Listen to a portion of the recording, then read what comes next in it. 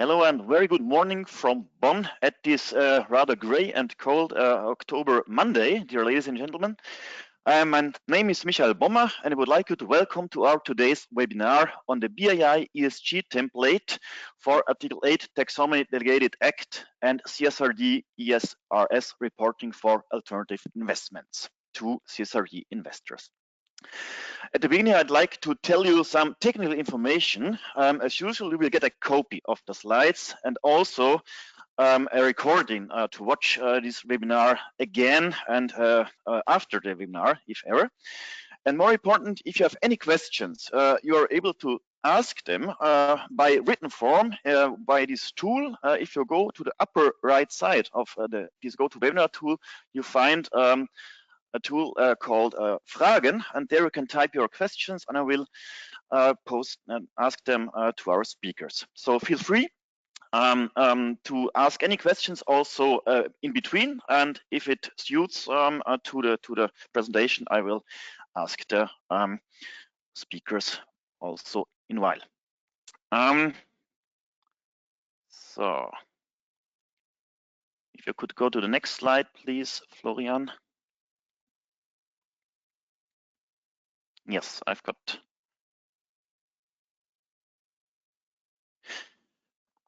Today's webinar is a fruit of our many ESG activities. I would like just to tell you some of them. So we have a permanent working group on sustainable finance and ESG. So we prepare with the members of this working group our opinions for consultations on all levels, be it IOSCO, European Union and Germany. It's also an exchange of information and a platform for dialogue. We have in this working group various sub-working groups for thematic topics such as SFDR, CSRD, impact investing, and also, for instance, the EET, the European ESG template. We develop best practices, be it for principle of adverse impact, principle of adverse impacts, for impact investing, alternative investments, and also this BAI ESG template, which is our today's topic. We provide webinars to our members and to the community, and has also once a year a physical workshop on ESG and sustainable finance, which we will hold next time on the 28th November of this year in Frankfurt. We have also got a member portal, which is quite important for information from BAI to our members, but also for exchange and dialogue between our members. So have a look at mitglieder.bwai.de, and there you can see what is inside our portal. If you could go to the next slide, Florian, please.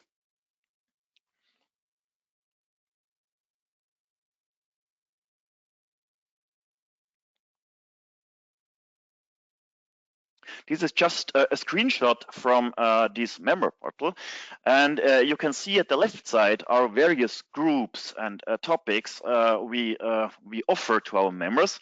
So if you are logged in, you can just click in each group you want to be member, and you got information and mailings and briefings, and could ask questions to all these topics you see. So what is seen in this screen is the group, the EET group, which has developed this ESG template. And this group is led also by Jegor Tokarevich, who has done many efforts to develop together with members and investors this BAI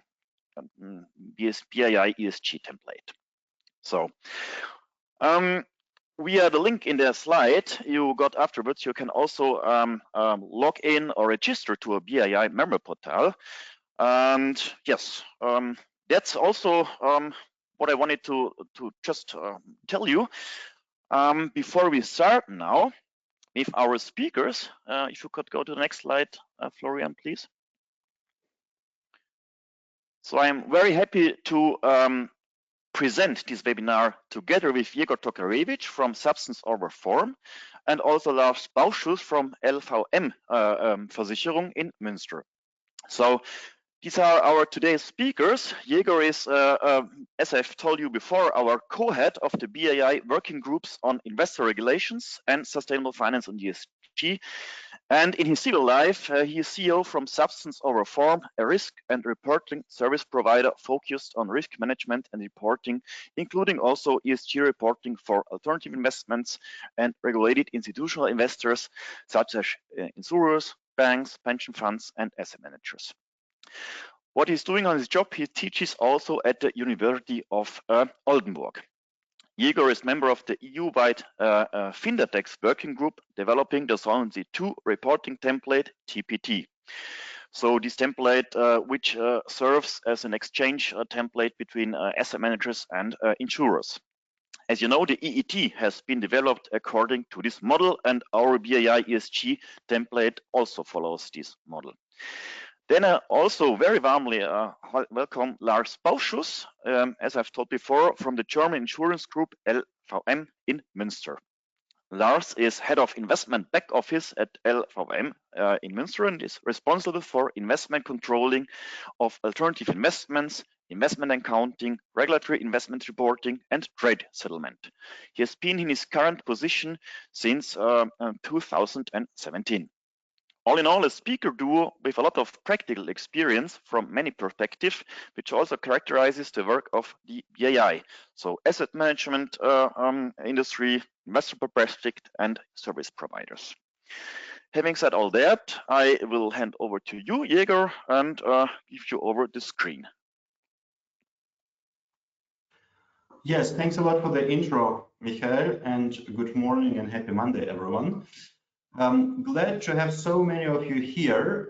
I assume one of the reasons is not just that we'll introduce something new and relevant for the year 2024, but also because we are delighted that we have Lars Bauschus with us, who will show us some insights into, let's say, the day-to-day of an insurance company and the reason why we're actually here. So thanks a lot, Lars, for joining and being able to share a couple of very valuable insights we're looking forward to.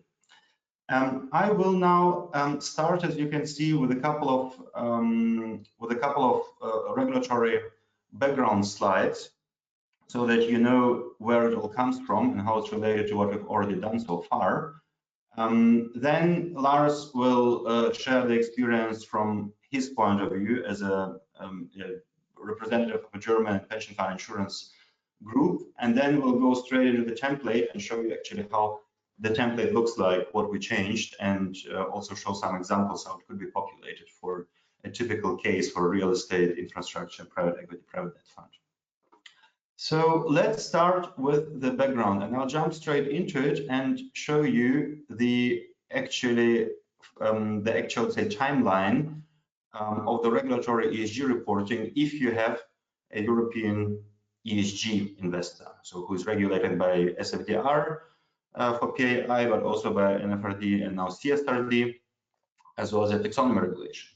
So as you can see here, we are now in October 2024, and as a GP, you can already expect the investor to request taxonomy data, but also the new CSRD and ESRS data somewhere between end of December, so in 2 months' time, essentially, more or less, and if you are lucky, end of or mid of February. This is for insurers who maybe invest directly into your fund and don't need too much time to process the data.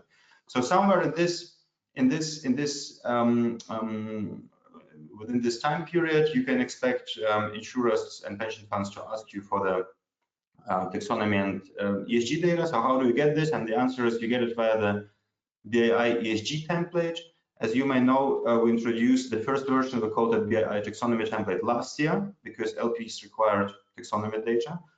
Now this remained unchanged. What we have on top now is also the new, you can see here, CSRD ESRS requirements, which for the first time have to be reported for the year 24 for insurance companies. So the template we renamed to BAI ESG template, so not taxonomy template anymore, it's now taxonomy and CSRD ESRS template.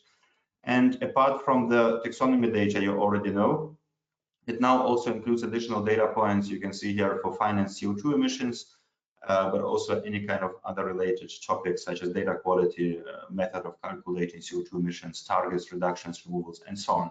So essentially it's the same template with additional data points, and it follows the same reporting timeline. So as you can see, it's part of the annual report of the insurance company.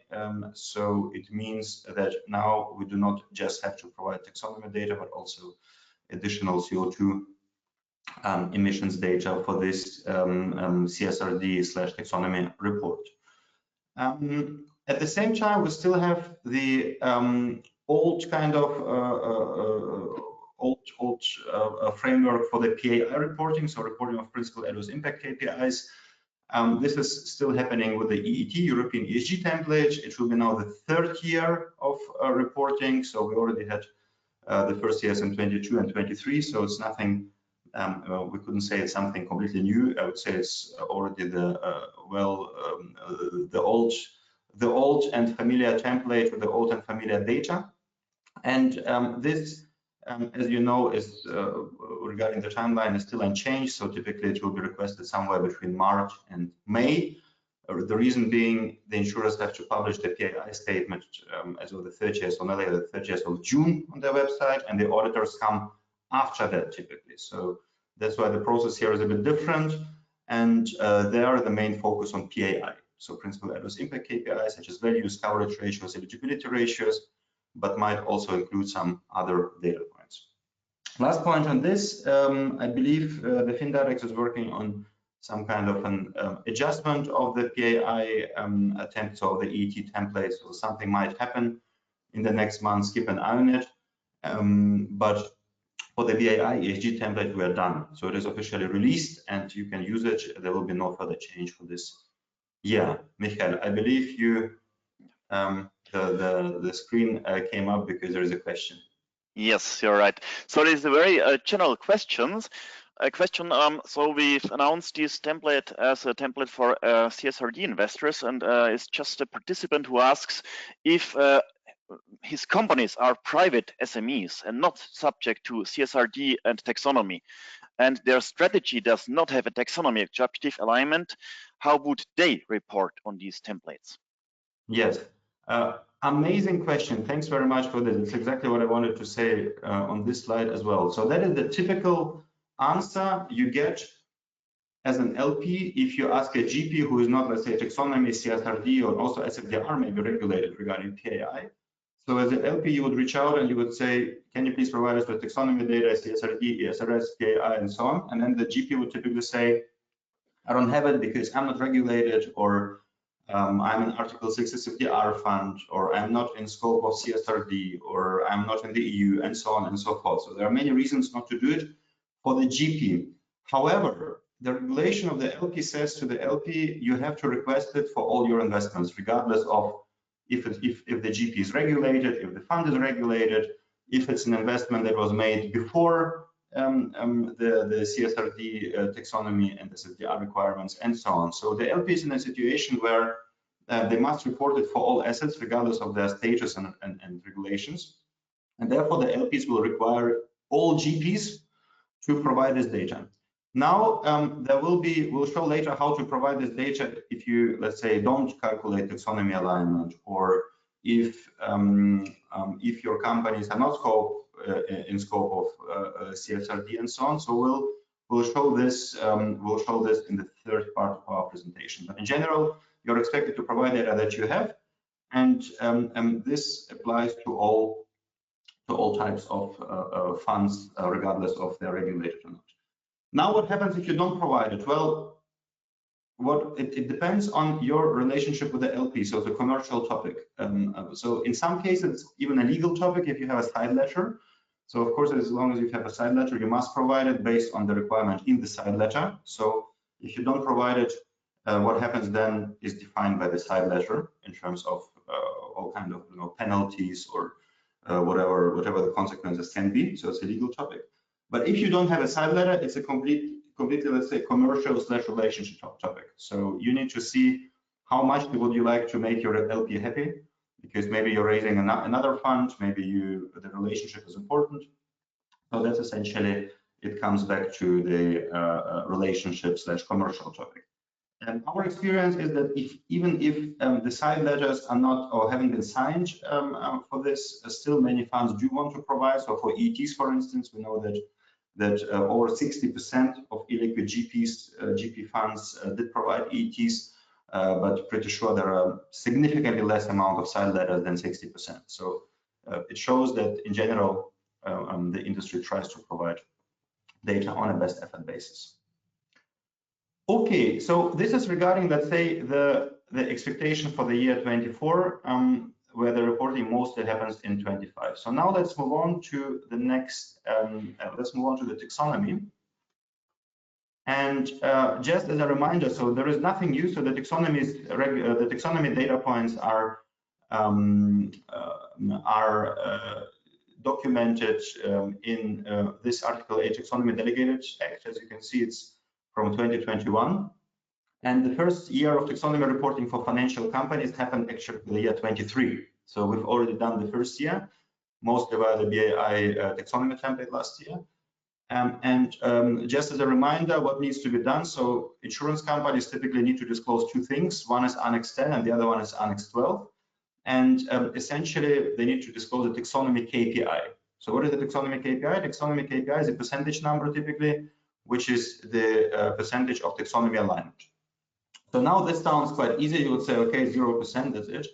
Unfortunately, those annexes are quite granular, so they want to have all kinds of breakdowns. You can see here in the Annex 10, you need to break down by euro and percentages based on revenues and capex, and then you need to disclose the taxonomy KPI based on the denominator and numerator. So even if you have 0% taxonomy, you still need to say what is the denominator. So essentially the assets, how are they composed of? Are they composed of CSRD or non-CSRD companies, financial, non-financial, other counterparties, including real assets, derivatives, and so on. So you need to have, even if you don't do taxonomy, you still need to provide some kind of breakdowns of the portfolio or asset allocation. So it's still helpful for the investor.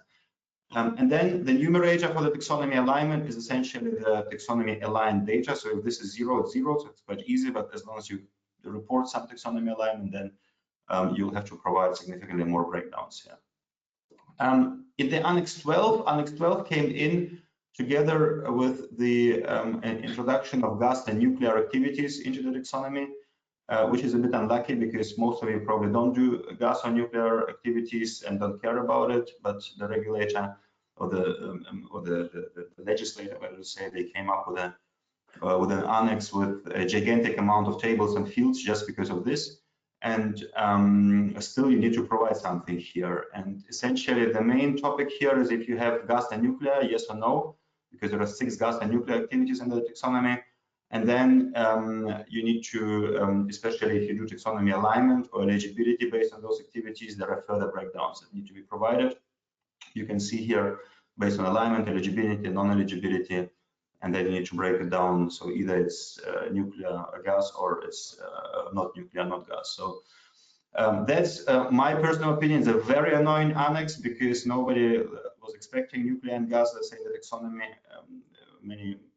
Many companies were opposed, but since they introduced it, they pretended it to be, let's say, a normal taxonomy activity, but apparently it's not, because now they have an Annex 12, which has a gigantic number of breakdowns because they want to separate it actually from the rest of the taxonomy. So it becomes quite heavy in terms of reporting, although the topic in the first place maybe shouldn't have been there at all. But anyways, that's my personal opinion. You may see it differently. We have now what we have. We have Annex 10 and 12, and this is the taxonomy. Not much has changed since then, since the last year. So what you did last year, you can do it the same way probably this year, maybe with some additional interpretations after conversations with your auditors. And since we've already, or insurers already done this, I'd like to show you a concrete example of actually how it looks like. And since the whole point of this regulation is to basically make data publicly available, whatever you publish, you can now download on the internet. So nothing is so secret anymore, because you can just go on the website and just download it. So for example, the report of Lars Bauschus, he'll talk about, you can download on their website, for instance, right? And what I did here is I just pulled a document from a large insurance company, in this case AXA, from the 2023, just to show you what an insurance company has to report and how your GP data will feed into it. So for instance, here you can see they reported 1% taxonomy alignment, so only 1% of all relevant assets based on turnover, and 1.4 based on capex. And I would say that's also typical what we see. So many insurers, they would report last year, they reported last year something between 0 and 2% taxonomy alignment. So not so much, because taxonomy is still at the very beginning, and taxonomy criteria are also quite hard to fulfill for some assets. And some companies, they're not even allowed to report taxonomy because they're not in scope of NFRD back in the days, now in CSRD. So this explains those low numbers. Then, as I said, you would break down those KPIs, and you can see here, for example, they had around 88% non-eligible activities and around 11% eligible activities. So that's essentially one of the breakdowns. And then here you can see how the portfolio allocation looks like. So they have, for instance, 67% other counterparties, so real assets and probably cash, or maybe unknown, I don't know. And then you can see here some CSRD back in the days, non-EU NFRD companies broken over financial, non-financial. So this is what the company has to publish. And then you can see here, they also, this is the Annex 12, so this was Annex 10, and now we have here the Annex 12, where they have to publish the breakdown based on gas and nuclear activities. And here they basically broken down the numerator, and you can see that out of the numerators, out of this 1 and 1.4%, and I believe this is based on, this is probably based on, sorry, this is the denominator, not the numerator. So what they did here is basically they broke down the denominator based on the gas and nuclear activities. So you can see here that there is a very tiny percentage of gas and nuclear activities, and the rest is basically not gas and nuclear from those activities. So this is what you can see from this kind of reports. And for the insurance company to be able to produce this report, they need data from also illiquid funds, and this, the way to communicate this data is the BAI ESG template. Maybe one interesting or important point is that real assets, so real estate and infrastructure, they can actually increase this number of eligibility and even alignment. So for example, real estate is typically eligible. So just by being a real estate fund and reporting data on this real estate fund, you can already increase the eligibility ratio for the insurance company. Alignment obviously is much more difficult to report. You need to perform certain assessments, but also for real estate and infra, you can do it yourself. So this is the big difference for private equity, private debt, because if in private equity, private debt, you're not in scope, so the portfolio company is not the scope of CSRD. Whatever they report, you're not allowed to use in the mandatory reporting.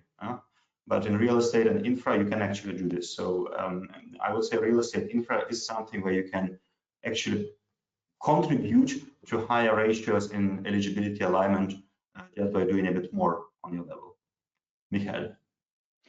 Yes, there's another rather general question which points at the reason of existence of our template. You will probably like it. So when inquiring at Findatex about the obligation of a data delivery obligation from a POV to POV of asset management, the answer we got was there is no obligation for asset managers to provide more data than the ones of the EET. This implies no need to provide more data than EET, example given no granular taxonomy data on every taxonomy target, which further breakdowns, because EET does not provide this much of information. How does this answer of Findatex fit to the information provided in this webinar? So how does the answer of Findatex fit? You need to ask Findatex because we're not Findatex. I can tell you from the BAI perspective. So the question about the obligation of an asset manager to provide something depends purely on the relationship between the GP and the LP, as I mentioned earlier. So if you don't have any kind of a side letter with the LP, you don't have to provide anything, in theory. In practice, like you said, if you still want to make your LP happy, you probably will be interested in providing this, especially if your competitors do provide it. So, you know, there is kind of a soft kind of obligation if you don't have a side ledger coming from the commercial and let's say competition fundraising perspective. There is no template that is required to be provided, not even in EET. So there's also an obligation to provide an EET, because EET is a market standard. And let's say if you had a fund, the same fund, and you only had family offices and none of you clients, nobody would ever ask you for an EET. The same applies to any other template, like a TPT for Solvency II investors, VAG for German pension funds, a CRR for European banks, and so on. None of this you're obliged to provide unless you have a side ledger or you want to make the LP happy. So the answer is exactly the same. If you look at the EET, because maybe you want to provide one report and not two, which makes sense, you will not find those data points there. So EET is designed based on SFDR and a couple of other requirements like MiFID, IDD, and so on. It does not cover CSRD ESRS and also doesn't cover the taxonomy regulation. So therefore, if you provide the data via the EET, it will not be sufficient for the investor. And also it's going to be too late, because as I said, EET typically comes in around March, May for illiquid funds.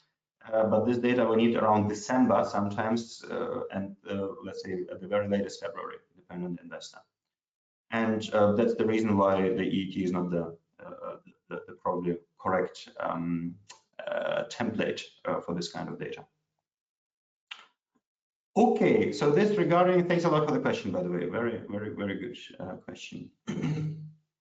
Okay, so this is regarding the taxonomy. So nothing new, but still might be worth refreshing this knowledge, because soon the questions will come in from taxonomy investors. And now let's move on to the next slide, because now we're actually, so finally, let's have a look at the CSRD.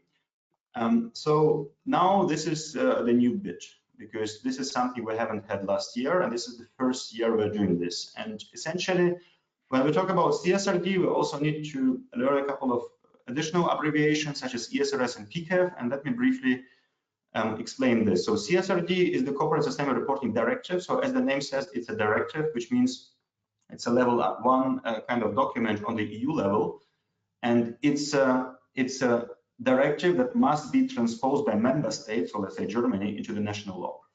And finally enough, so the CSRD itself is a European thing, but it has to be transposed on a national level. Now, funnily enough, the European Commission, I just read it, I think issued 17, so warnings to 17 EU member states, including Germany and Austria and so on, saying you better transpose CSRD soon, because otherwise we can't, as a European Commission, we can't fulfill our goals. So what you have on the EU level is one thing. What you then later will have on the national level, and I can imagine some of them will be too late or maybe differently from CSRD. This remains to be seen. But in any case, the CSRD implementation is a national thing. It's not a European thing. So if you want to kind of figure out is the company subject to the CSRD, you need to ask the company in the particular country, right? Because maybe Germany will see it differently from France. It shouldn't in theory, but in practice it should, because all of those member states will transpose it based on their own national legislation. And in Germany, for instance, it's they currently discuss CSRD Umsetzungsgesetz. As you know, in Germany we have complex words here. So this one is the word that will transpose it into law. In France, you have something else. In Italy, you have something else, and so on. And then once this is all published and live, it remains to be seen if there are any differences also in local interpretations. And now here, basically the only interesting thing in the CSRD or in the national implementation is which companies are in scope, I would say. So basically, it's quite a high-level regulation. It just tells you the criteria for being in scope. The interesting parts are actually happening here. So the most interesting document is certainly this one here. Let me just activate the laser pointer here in the ESRS. Because that's quite a technical document. It's a level 2 document, so delegated regulation, where it has a whole bunch of technical requirements, which kind of tables you need to do, how to make estimates, data quality, and so on and so forth. So this is the actual let's say, a core of the reporting standards, as the name says, so European Sustainability Reporting Standards. And this one, so if you want to see what does the company have to report, you need to look into this one. And once you look into the ESRS, you'll find one reference to a market standard. So rather than a regulatory requirements, a market standard, which is PCAF, which is, as you can see, the GHG accounting reporting standard for the financial industry from the Partnership for Carbon Accounting Financial Part A Financed Emissions. So this is a document where the European regulation actually refers to, and it says undertaking should consider. So what does that mean, should consider? Well, it depends on how you interpret it, and especially how your auditors interpret it and regulators. But essentially, in our conversation with many many insurance LPs in Germany, auditors do like this PCAF. So many auditors would expect you to do something regarding PCAF. So it's worth looking into PCAF in addition to ESRS, which is the which essentially is the law. So now let's move on then and see what do we find in ESRS. One second. So once we go into the ESRS, you'll see that in ESRS there is a whole bunch of text, and there's also an EFRAG document. So it's the working group, the advisory group of the European Commission that basically was preparing all those standards. And here they were basically discussing which of the enormous amount of ESG KPIs have to be applied to which part of the value chain of a CSRD company. Because let's say if you're an insurance company, you have a lot of operations, you have employees, you have let's say CO2 emissions, so you have many things happening within the company, not regarding the investments. So the insurance company in the first place needs to analyze which KPIs are, let's say, material for which part of the value chain. And the question is for every company is, out of all my from my old balance sheet, so investments plus, let's say, employees and my own activities, which KPIs do apply to which part of, let's say, all this universe. And in this EFRAG document, it basically says, what we can tell you for sure is that for all investments, you always need to report GHG scope 3 category 15. So what this is, I'll explain in a second. So essentially they're saying all investments need to report, as you can see here, and this is ESRS, all investments need to report scope 3 emissions. So while, let's say, other KPIs like social KPIs and other environmental KPIs, they're subject to the materiality analysis, and different insurers may come to different conclusions. But it seems that scope 3 emissions are mandatory, let's say, for all investments, regardless, so are always material, let's say. And now another interesting maybe insight is that for an insurance company, scope 3 emissions are 1, 2, and 3 emissions of the actual asset, right? Because for the insurance company is what it finds indirectly, but for the asset itself, it may be scope 1, 2, and 3. So it doesn't mean that the asset or the fund has to report only scope 3. It is actually obliged to report 1, 2, or will have to report 1, 2, and 3 to the insurance LP, because it will all feed into the scope 3 of the LP. So that's essentially what it is. So I think what we can see from this slide is scope 3 emissions are mandatory for all investments, and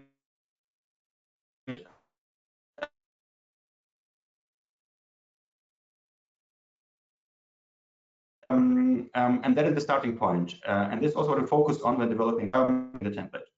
It remains to be seen if additional KPIs come based on the materiality analysis going forward. But for now, I would say we focus on the scope 3 emissions.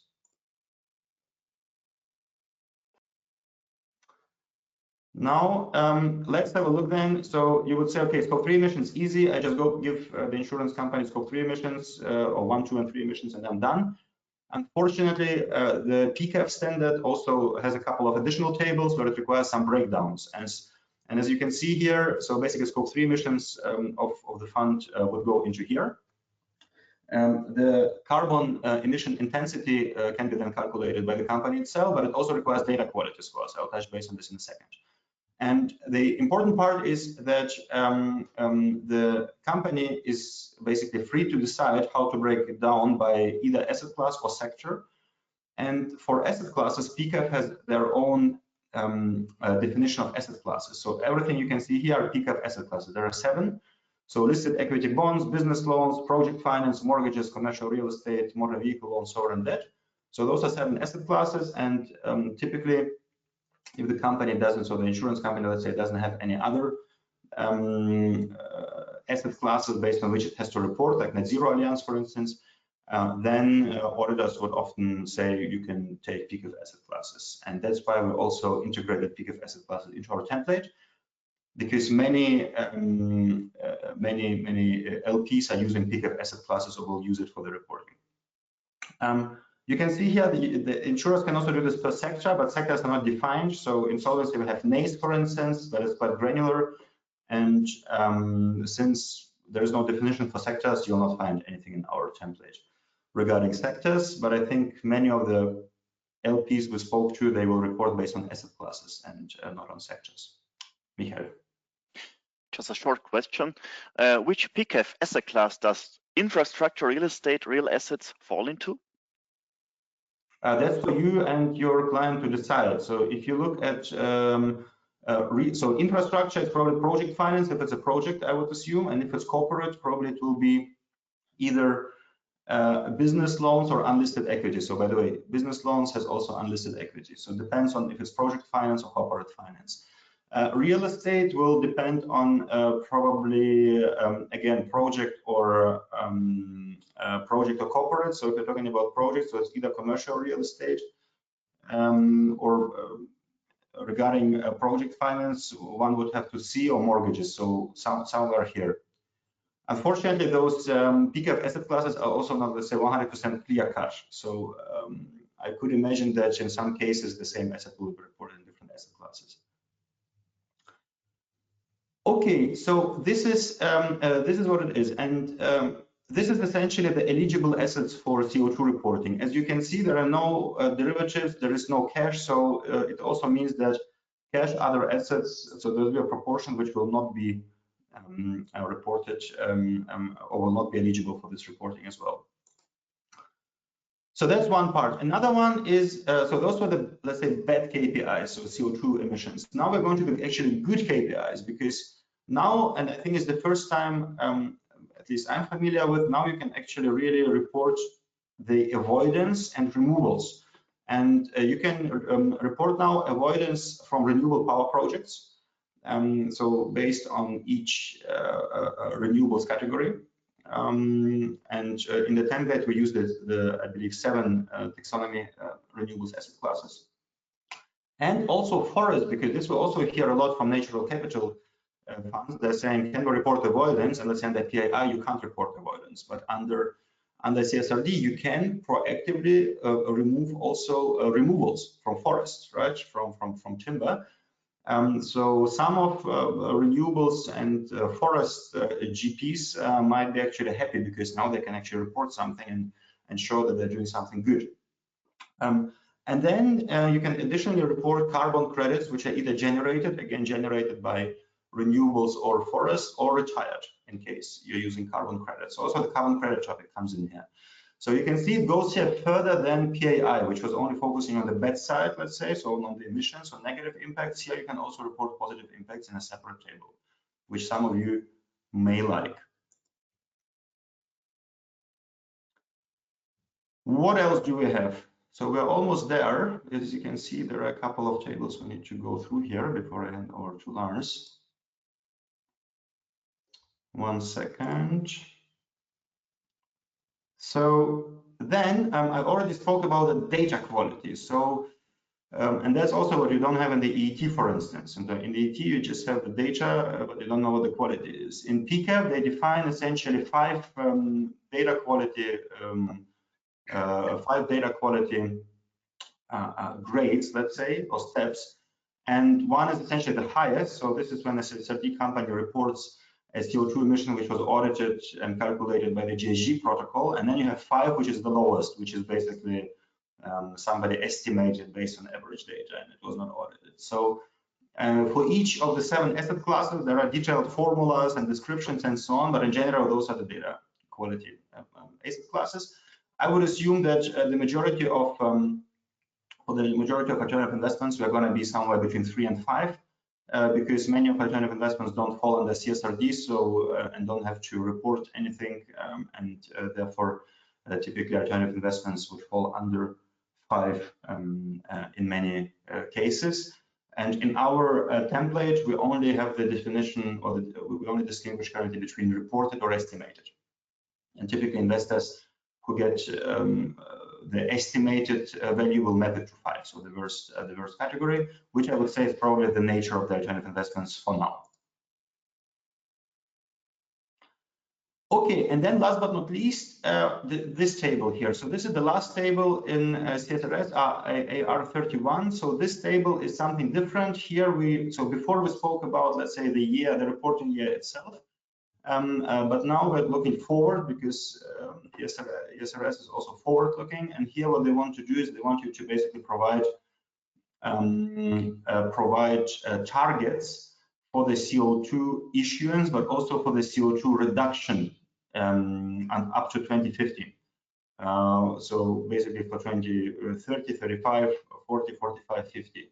So many of you will not have such targets, so probably you'll not report anything, but some of you may have this, especially in the transition funds maybe, where you have clear targets and removals, and then you will be able to report those targets, which will then fit into the LP reporting as well.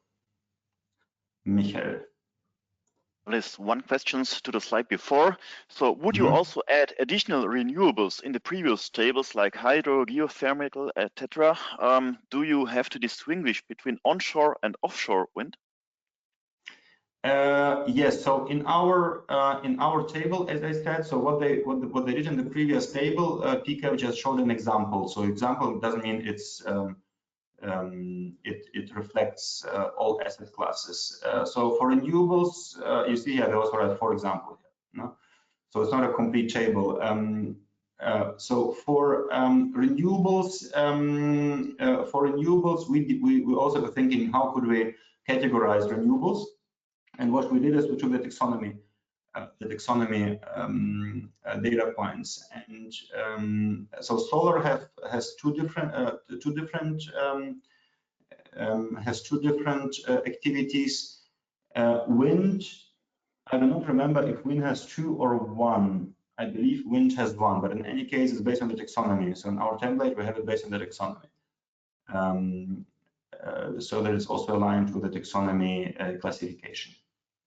So yes, there will be more asset classes. There will be all, in our template, we have all renewables asset classes, including hydrogen and geothermal, based on the taxonomy classification. Okay, so that was in a nutshell what is happening under CSRD and ESRS. And before I move on to Lars, Michael, we have one more question, or? Yes, you're right. So the question is perhaps already handled, but due to some connection problems, although following question, how to deal with estimated data versus original audited company data? How to deal with estimated data versus originally company audited data? Well, you have to report what you have. So if you have, let's say, a portfolio, you would typically take obviously the use the highest quality, and as you know, based on PCAV, the highest quality is obviously audited data. And then if you don't have it, you typically take then the next level of quality. So so basically, the more you report, the better. Is our understanding. So and you also have the explicit possibility to estimate data, and insurance companies, they're also obliged to estimate data gaps in many cases. Lars will touch base on this, I believe, later in order to explain what to do with data gaps. So you'll have some kind of an estimate anyways, but of course, if you have the choice between estimated versus reported, you should always do reported, I would say, because it's better quality, I would say. Just a precision, so estimated data is allowed by the regulator? Estimated data is allowed, and as I said, you, as an insurance company, you'll disclose this here. One second. You see here. So let's say you report an average data quality of, let's say, 3.8. So 3.8 means some data were reported, so had 1, some were 5, some were estimated, and so on. So you basically you are allowed to provide estimated data. You just need to label them as such. So you need to say this is estimated, and in our template you are able to do this via the data quality field. So the investor can then disclose if it's estimated or reported. Okay, so that was from my end. So thanks very much for the questions. So I think that was the theory. I hope it was not too dry, but I think it's important to see where it all comes from in case you want to read and dig, have a deep dive into this. And now I'm very happy to hear what it actually means in practice, Lars. So I would hand over to you, and I'm excited about your part. Thank you very much. Good morning, everybody, and thanks to Jegor and Michael for the introduction. I'm happy to share with you some practical insights from the LP perspective. Maybe at the beginning, some words about LWM Versicherung and the meaning of alternative investments for our portfolio. LWM Versicherung is a German insurance group active in the areas of non-life, life, health insurance, and financial services. We also have a pension fund. Our assets under management are around 24 billion, and about 4 billion of that are related to alternative investments. Our focus on alternative investments are on single funds and fund of funds in the area of private equity, infrastructure, real estate, and private debt. Almost no direct investments. We are currently invested in over 130 different alternative funds, and all our alternative investments are held in the direct portfolio and managed in-house. So maybe I would like to talk about the big challenges with ESG reporting and which data is required. So our biggest challenge is to get the data points or the ESG data for different asset classes.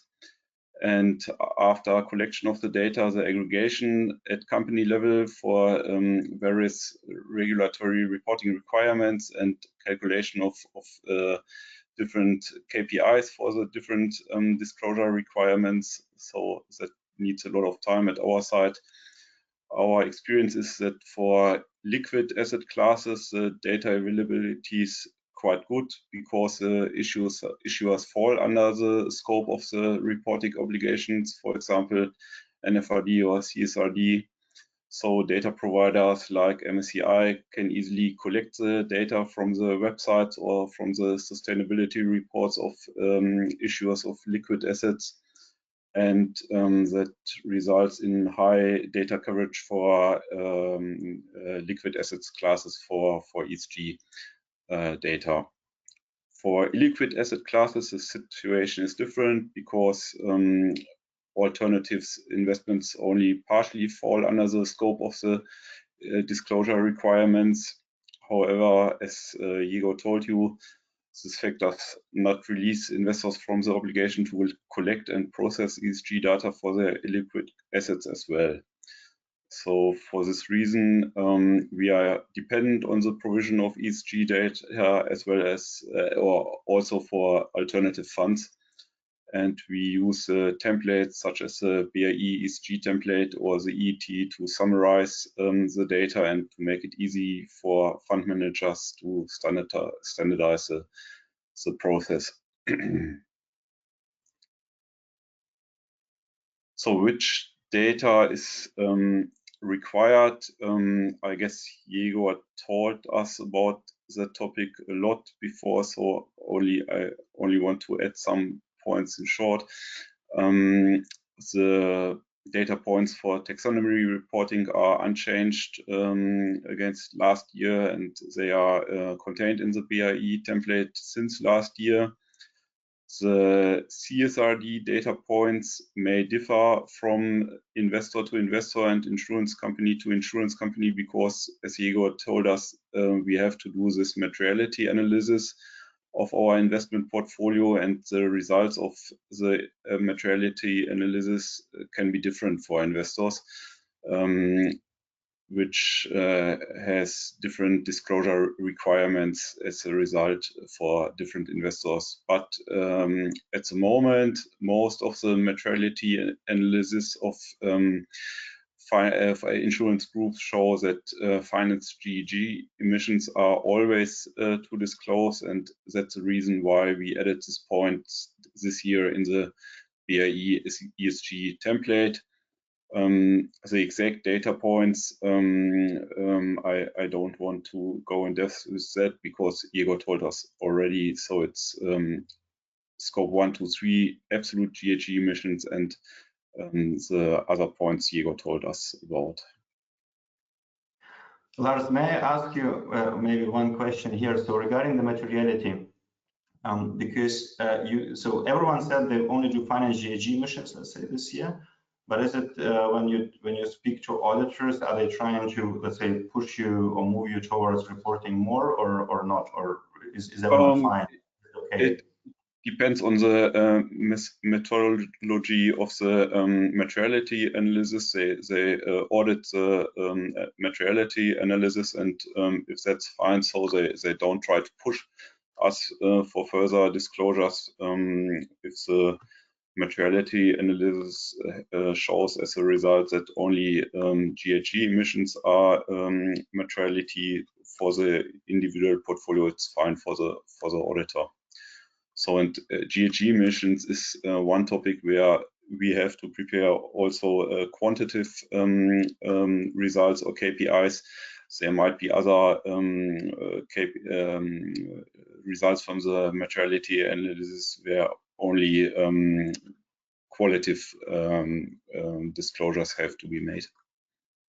And a follow-up. So I mean, you don't know obviously how it's gonna happen in the future. Let's say how it develops. But would you expect that more KPIs will have to be reported quantitatively going forward, or would you say probably like this is emissions and that's it for now? No, I guess it will change in the future. We have to repeat the materiality analysis year by year, and it could change by future or in the future. It depends on the portfolio allocation of the individual investor. Thanks. Clear. Yes. Next, I would like to give you a short overview about our reporting timeline. It's just for us, and it could be different for other investors, but as an example, it might help you.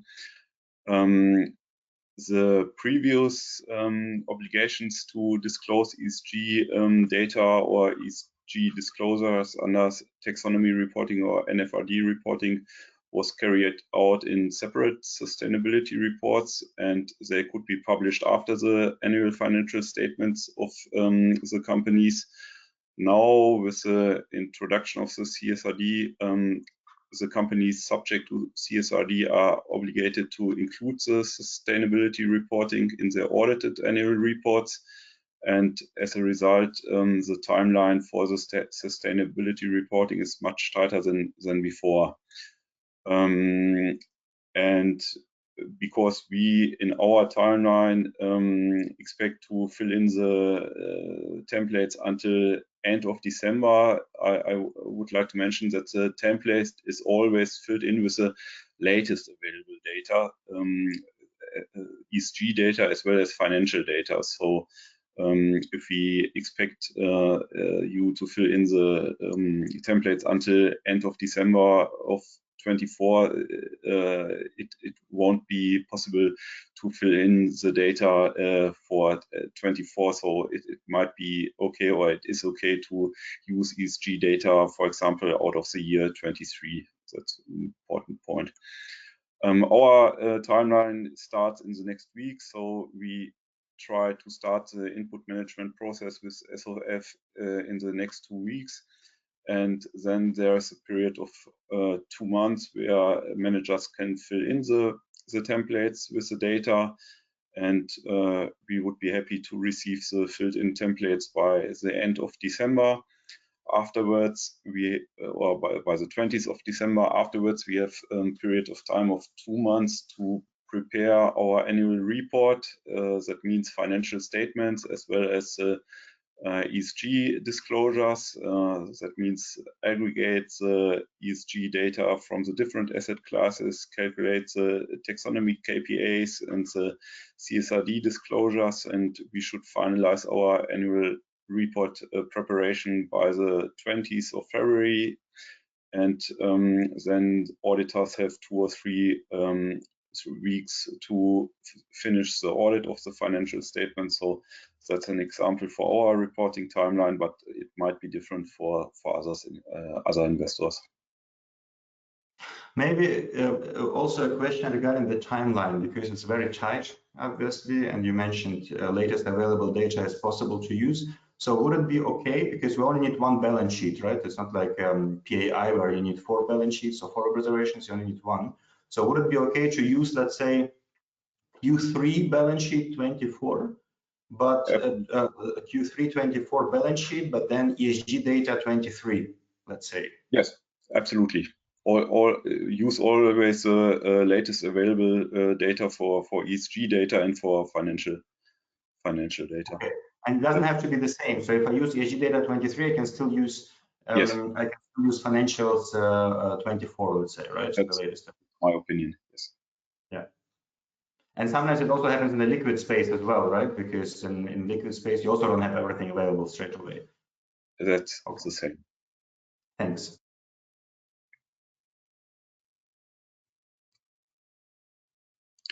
What are our experiences with auditors? Maybe one important point at the beginning, with the introduction of CSRD, there's an audit obligation with limited assurance for the sustainability information contained in the annual reports. The previous audits of NFRD disclosures were voluntary, so there was no obligation, but with introduction of CSRD, we have this audit obligation right now with limited assurance, and that's an important point for the audit of these disclosures. Our experience is that the audit of the investment sustainability reporting takes at least as much time as the audit of the financial reporting. Financial reporting audit is in the first 2 or 3 months of the year. The audit of sustainability reporting, especially PI statements, also takes place in the mid of the year. So at the moment, our auditors are still reviewing the PI statements we prepared by mid of the year. So as I can say, the audit of the sustainability reporting takes a lot of time and goes through the whole year. With regard to data availability of alternative investments or illiquid asset classes, it was already a focus in the voluntary audits, and our auditors are aware of the limited data availability. But as Jegor said, they expect nevertheless reasonable efforts for high data coverage in this field of investments. We have been working with Jegor and Substance Over Form since last April and started the input management process for the EET collection in April 2023. And we passed this process, the audit for the PI statements last year, as well as for the taxonomy reporting this year, and we are really happy with the process, and it helps us very much for in the audit of these statements and the disclosures. And if I may add to this, Lars, I think especially for the BAI taxonomy template, it was the first year it was released and requested, right? And also under a lot of time pressure. Also regarding the question we had, is it mandatory for the GP to provide anything? Well, there were no side letters because the template was new and it was impossible for your 130 funds that you mentioned before to have anything in place for existing funds, right? But still, there was quite a significant amount of data coming back. Of course, it can be better, and of course, it's not as good as liquid, right? But still, things are happening, and this just gives a bit of an impression that GPs generally do tend to take LP's request seriously, even if they're not regulated, and even if there is no legal obligation based on the side letter sometimes. Yes, we are really happy about that, and it helped us a lot with the auditors, with the discussion in the with the auditors. It's maybe comparable to the TPTs for Solvency II investors. So at the beginning of TPTs, there were no requirements in the side letters, and in the meantime, it's kind of standard process, and most of the funds distribute these TPTs. And hopefully it will be the same for the EET and the BAI template in the future. Yeah, I can share some experiences with regard of the delivery of ESG data from alternatives.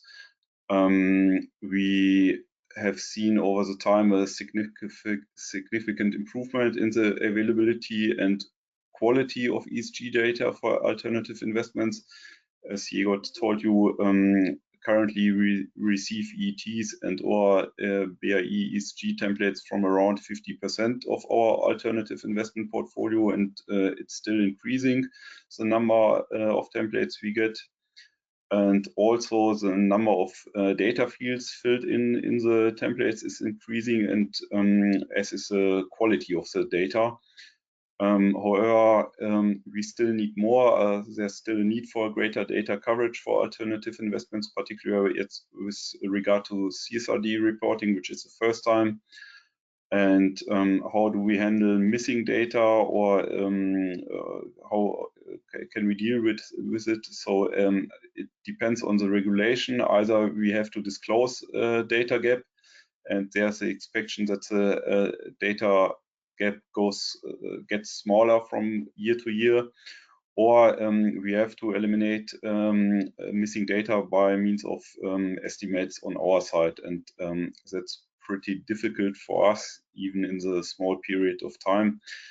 With regard to CSRD disclosure, the data coverage expectation is 100%. So that means for funds where we don't get a BAI ESG template, we have to make difficult or complex estimations on our side, which is pretty difficult. And with regard to incorrect data, either it couldn't be processed further, or in the worst case, it could lead to findings by the auditors. So that's our experiences. Well, thank you very much, Lars, for these insights. So there's one question. The BAI template is quite extensive, especially due to Annex 12 requirements. How do you experience the exchange with your GPs, and how work-intensive is the explanation of the template and the multitude of data points? How do you perceive the data quality you receive, and what percentage of GPs answer to your request? How you considered collecting the data through a software solution instead of Excel sheets? So many points you've just mentioned, but probably some others are new ones. Maybe at the beginning, we don't expect to fill in every single field in the templates. I know that it's also on other side, if we process delivered data sheets, it's a lot of work, and so it's basically even if you only fill in some data fields where you know the data for the Annex 12 template, it really helps us for our disclosures and with respect to the future. I don't know, maybe it's at the moment Excel sheets, it might be different in the future. I don't know, but currently the actual Excel versions of the templates really help us because it's standardized for all investors, and most of the insurance company work with this template. So I would say at the moment is the best way to get this data. Thank you very much. Jegor. Yes, and maybe one more question, Lars. So you said under SFDR, you would disclose the data gap, right? And under CSRD, you need to fill the data gap based on estimates. And if I understand it correctly, just to summarize, because now you could say, okay, well, I disclose a data gap and make an estimate, no problem, right? So why should a GP deliver? So this could be a reaction. But I guess if you disclose a data gap and you, like you said, it's not closing, so it's not getting smaller over time, probably questions will arise. But you knew you need to report this data. Why do you invest into a GP who doesn't provide you with data, right? So there will be, especially over time, the questions will be more and more, I assume, regarding data gaps, correct? Our auditors, they have an understanding that the process is new also for GPs, and it's not easy to fill in all these templates, but they expect that the data coverage gets better over time. So, and that would be our expectation too. And we see it in the liquid asset classes as well as in the illiquid asset classes, but we have an understanding of how difficult some data fields are to fill in. But does it mean if you invested, let's say, into a new fund today, and they would say, I have a great risk return profile and everything, but I will not provide this data. Would this be a thing you would consider, or would you still invest? It's point in the if we discuss the side letter with the fund. So I would say currently it's all new, so we have understanding, but I would guess it's some kind of standard in the next years. Even yes. Probably like with the TPT, no? I assume TPT, like you said, is now quite standardized in the side ledger, and if you don't have it in the side ledger, you already have at least a big yellow flag, right? But we have a lot of GPs who deliver templates without any points in the side letter with regard to ESG reporting. So it helps us. They know that, and we are really happy about the work and the effort. Super. Well, just a side comment from a participant to the question before. So he told us Finatex EET is more than 700 lines and 20 columns, and also Excel, and this does not help, but it's the same issue. So just to compare EET and our BAI ESG template. Thanks, Michael. Okay, Lars, thank you so much. So I have to say, I had the well, first of all, we know each other already from the collaboration in general, let's say, and I knew your slides, but still I learned a lot from your presentation. So it's very insightful. I can imagine that it was extremely beneficial as well to hear actually what is happening in the within the insurance company rather than from without. So that was extremely helpful. And now I will then move on to actually the template that hopefully helps you and other colleagues of yours to fulfill those requirements going forward. And for you, maybe to explain what's happened so far. Essentially, what we did is in Q2 and Q3, we established a working group with over 10 ESG experts from CSRD investors, so predominantly insurance companies. Well, Lars and his team was one part of it as well, but also a lot of other German insurance companies. And I believe that was the interesting part there was that it was all in the flow. So in Q2, Q3, it was not that everyone already knew exactly what they need, because many of insurance companies, they had auditors and consultants at the same time in quite big, extensive CSRD projects, CSRD implementation projects. So the interesting part of this was actually that requirements were kind of fluidly developing. So from one session to another one, there has always been an update, and not a small one. Mostly because CSRD investors talk to their auditors, to their consultants, they said something, then it flew in back and so on. So we had quite a dynamic, I would say, exchange in Q2, Q3, which was really ongoing and based on the ongoing vivid development, which was great. And of course, as you can imagine, it's a gigantic, very complex regulation. There were a lot of uncertainties and room for interpretation. And some investors saw it this way, others this way, and so on. So what I'm particularly happy about is that what we then designed was a result of a consensus of all working group members. So everyone said they could live with this.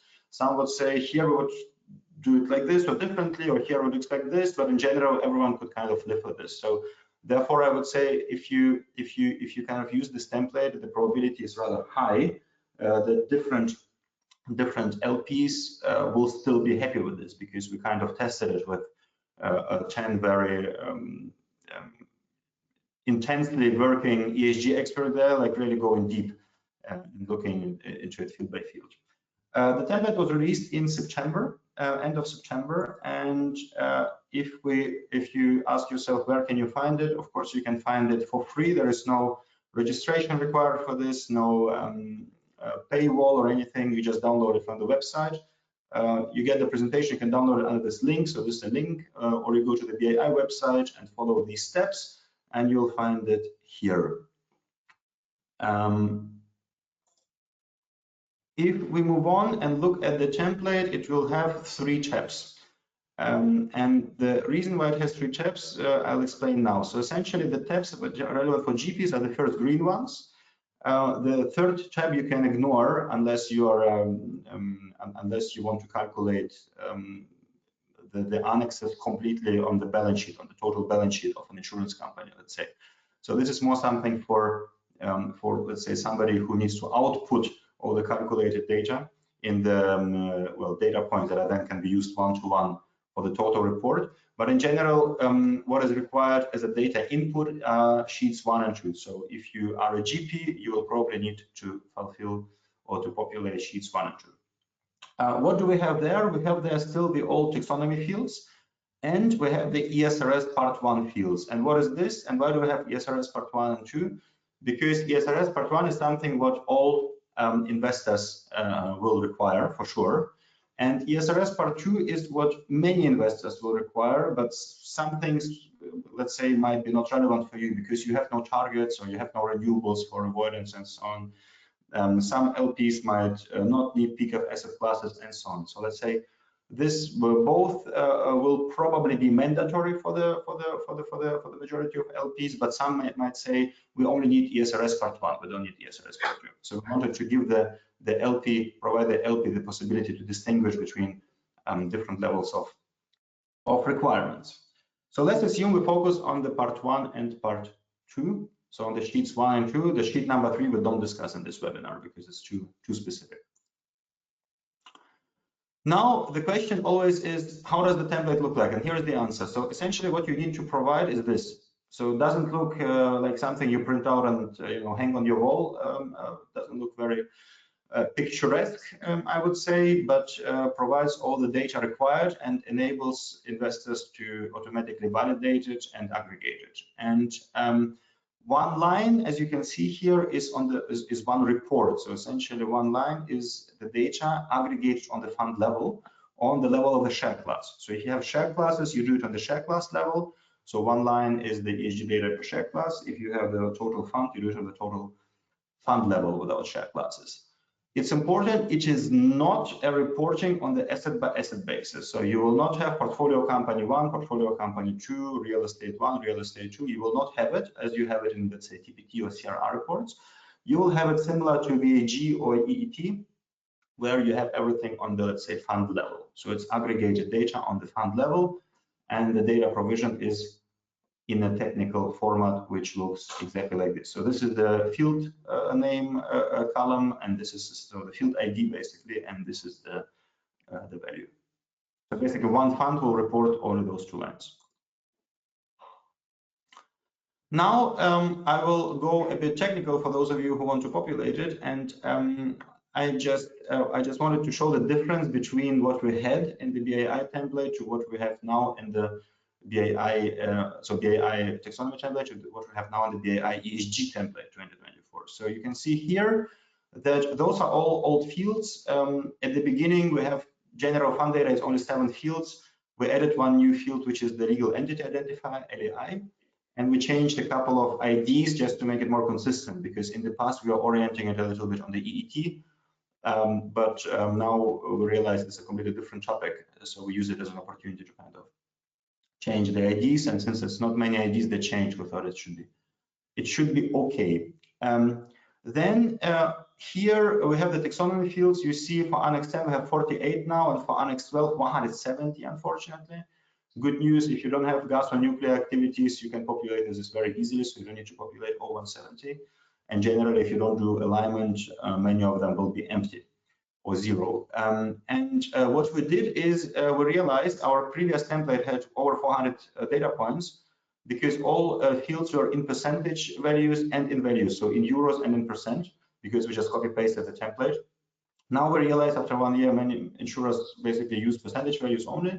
So the majority of euro values were reduced because they're redundant. So good news is we reduced a lot of fields. So many taxonomy fields that we had were actually removed because they were redundant.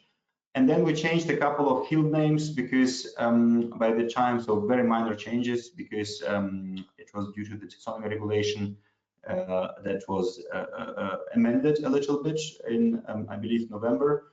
And we already released the template before that, so we had to adjust it. So, but the field IDs are the same and the definition is the same, just the formal change of the name changed, happened a little bit.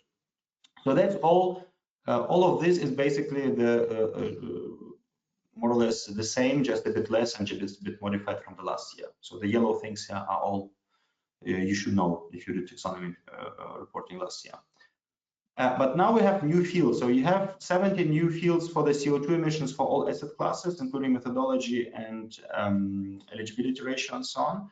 And in the ESRS part 2, we have 7 fields for the PCAF asset classes, which are 7. We have 40 removals and avoidance data points for renewables and forestry and carbon credits.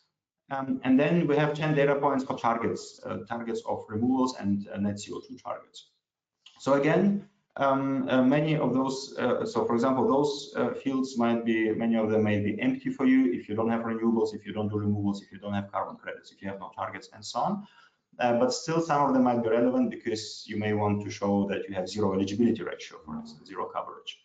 So all in all, and then I come to you, Michael, we have now 299 fields, so one less than 300, which is actually sounds like a lot, but actually it's good news because we used to have 426 because of this double counting of euro values and percentage values. So because we reduced it basically by 2 and added a couple of more, now we have 127 fields less, and in total around 300 fields to be populated, which is still significantly less than EET.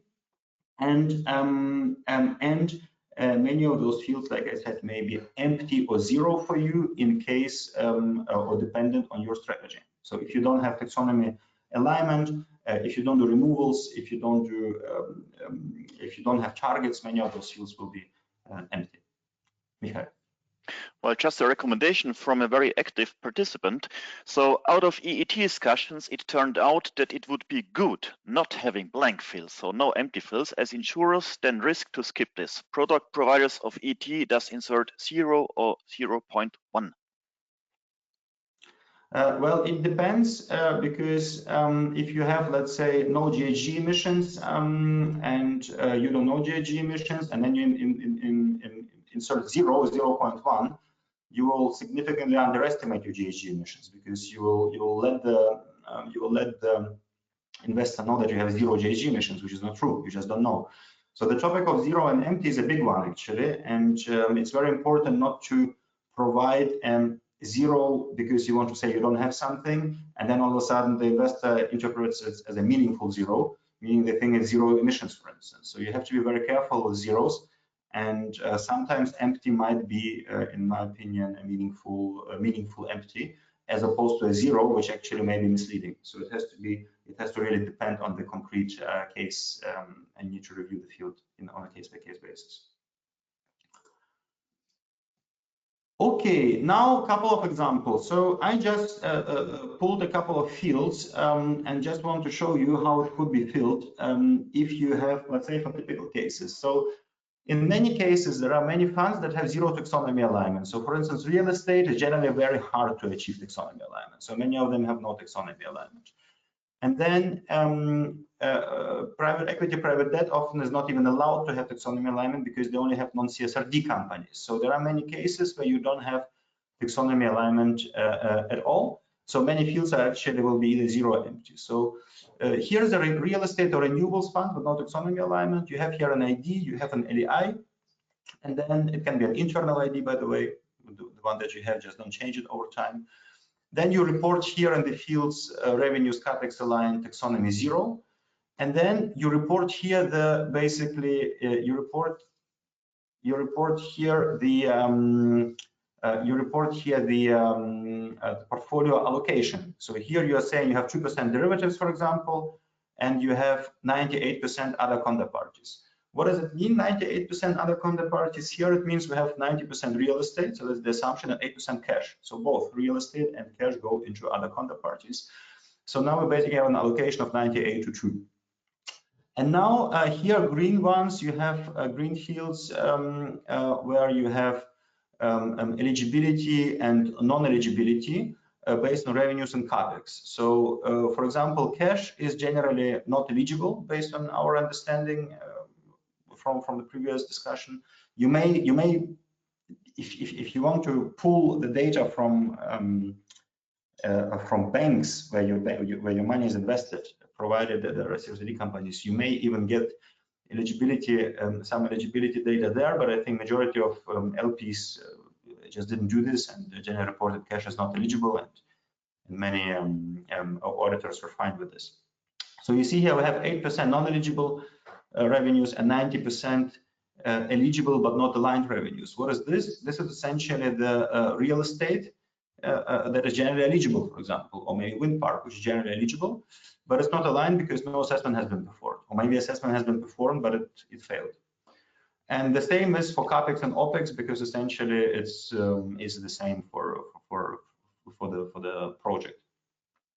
And for the gas nuclear activities, we have ends for capex and revenues here because they don't do this.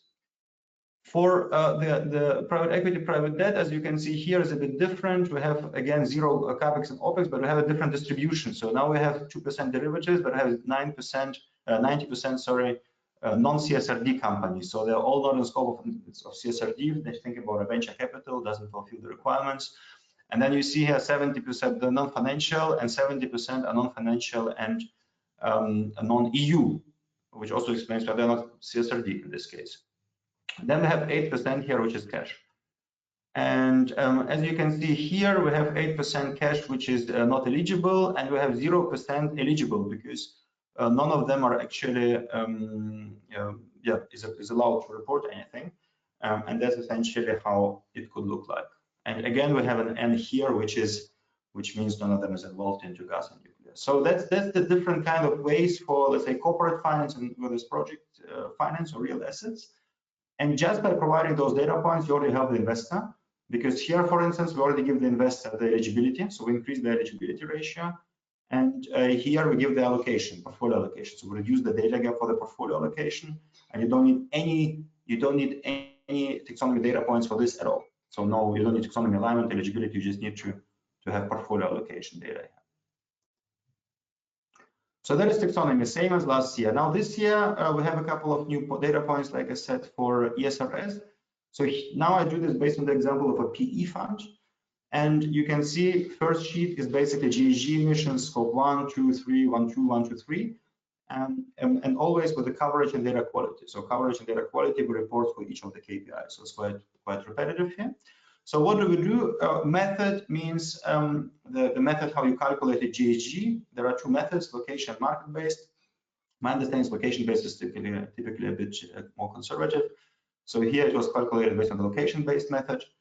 Then we have the eligibility ratio. What is this? This is how much of the portfolio is actually part of a PCAF asset class. We had 90 euro portfolio companies, and then we also had 8 euros cash and 2 derivatives. So for the 90 out of 100, we should have reported something. So that's why we see eligibility is 90%.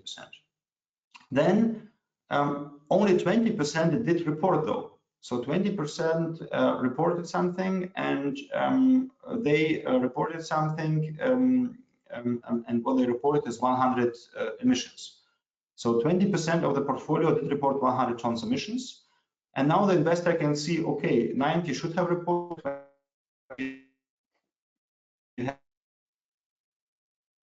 so I have a data gap of 70%. So it's very important to provide this data, because now we know what is the data gap and how much do we have to estimate. And the data that was provided here is was not reported, was actually estimated. So the 0 indicates that this 100 was estimated and it doesn't come from reported data points. So that's an example for scope 1. The same you can do for scope 1, 2, 3, 1, 2, 1, 2, 3, and here we did exactly the same again for 1, 2, 3. You see there are a couple of more emissions, 350, but the coverage ratio is below. So that's essentially what we would expect. What we would expect here. Now, if we move on to the private equity fund, we want to do the portfolio allocation. You remember PCAF asset classes, we want to do portfolio allocation. So remember, we have 90% unlisted equities. So this year, business loans unlisted equity would be 90%, and all the other things would be 0. So why doesn't it add up to 100? Very easily, because we have 8% and 8% cash and 2 derivatives, which are not PCAF asset classes, so they're not eligible. And this here, the sum of this is the eligibility ratio I showed before, because we can see that 90% of the portfolio are unlisted equity in this case, or unlisted debt maybe, and that's exactly the percentage of the portfolio for which we need to calculate. But then here, next one is avoidance and removals. So since a private equity, private debt can't, and this is regarding 0 and empty, the question we had before. Since private equity, private debt is not renewables and is not forest, nothing is eligible. So none of this can actually provide any avoidance or removals in this case. Also, none of this reported anything, so the coverage is 0. So eligibility is 0, coverage is 0, and emissions and data quality is empty, because none of this actually did provide anything, because it couldn't. It's just generally not eligible and not covered. So you see, with a couple of simple zeros and empty values, you can already provide the investor with the knowledge that none of this is forest or renewables. Now, carbon credits generated and retired. Carbon credits generated, again, only forests and renewables can generate carbon credits to our understanding. So private equity, private debt typically doesn't do this. So again, 2 zeros here in eligibility coverage. However, carbon credits retirement can happen for multiple, actually for all companies. And what we are saying is that 90 could have retired carbon credits in theory. No, portfolio companies could have in theory retired carbon credits. But as you can see here, only 50% provided this data that they didn't retire anything. And that's why we did populate something. And then last but not least, targets. So this is, you see targets for 2030 to 50 and reductions 30, 50. The PE fund has no, or PD fund has no targets. Didn't write anything into the article, into the pre-contractual documents, not a transitional fund. Therefore, there are no targets, and this is why everything is empty. And with that in mind, I would like to say, first of all, thank you. That was our webinar. Now, Michael, do we have any questions to Lars, to me? Any further remarks? No, no further questions so far. We are just coming to an end at time, and it's also up to me to thank you very, very much, Lars and Jegor, for your presentations and for your very helpful insights. Well, just having said that, there is one question or one remark. So I will just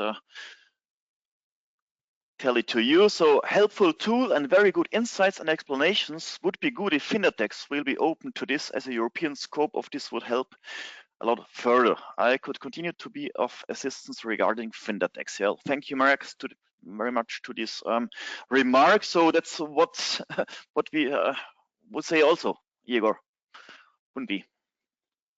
Well, we actually didn't want to develop this template, to be honest. We wanted the FinDirect to develop it. And early enough, we said, can you please add a couple of data points for taxonomy back in the days? And we provided feedback timely and so on, and this did not work out. With regard to this work, we informed them, we sent the templates, we suggested to participate in our working groups. This has not happened in the majority of cases, and we'll see what happens. So to my knowledge, there is nothing in the FinDirect where they have a separate working stream for this, so we'll add it to the EET based on my knowledge. But of course, it would be nice to have it on the FinDirect level. The reason why we developed it, because there was nothing on the FinDirect level, and also no, let's say, interest on the FinDirect level to develop it. So we had to do something, because as a alternative investment association, we were the most one affected by this template as opposed to, let's say, liquid data. So this is why we came up with this. So of course, if you find someone who's interested in integrating some of this on the FinDirect level, we're more than happy. So we do collaborate with everyone. Yeah. And have zero barriers here to work with anyone. The more the merrier.